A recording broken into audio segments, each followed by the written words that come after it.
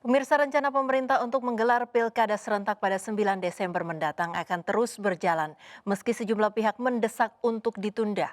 Terkait hal ini, DPR RI pun meminta penyelenggara pemilu agar merancang pelaksanaan pilkada yang aman dari COVID-19. Pemerintah dan penyelenggaraan pemilu hingga saat ini masih bersikukuh untuk menggelar pemilihan kepala daerah atau pilkada serentak pada tanggal 9 Desember mendatang. Padahal, sejumlah pihak mengusulkan dan mendesak agar pelaksanaan pesta demokrasi pilkada tersebut ditunda atau diundur lantaran dikhawatirkan akan menimbulkan klaster baru akibat pandemi COVID-19 yang masih melanda di tanah air. Terkait desakan tersebut, Ketua DPR RI Puan Maharani memaklumi harapan untuk menunda pilkada.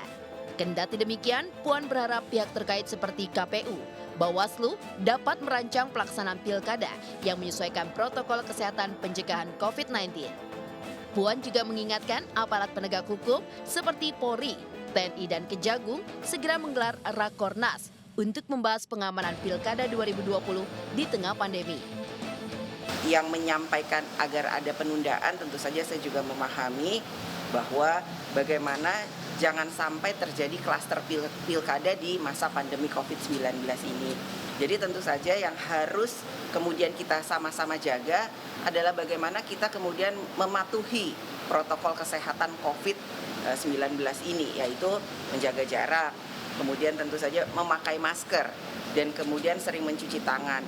Bagaimana caranya? Tentu saja ini harus menjadi perhatian dari semua pihak, yaitu penyelenggara pemilunya yang ikut dalam kontestasi dan tentu saja juga pendukung dari pilkada tersebut. Sampai saat ini setidaknya tercatat ada 243 pelanggaran protokol kesehatan yang dilakukan oleh bakal calon dan partai politik kontestan Pilkada Indonesia berdasarkan Badan Pengawas Pemilih atau Bawaslu.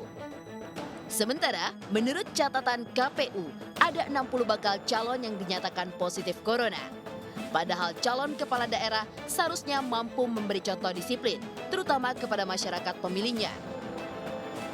Karenanya tidak heran bila Satgas Penanganan COVID-19 meminta daerah-daerah yang menggelar pilkada serentak memperketat protokol kesehatan.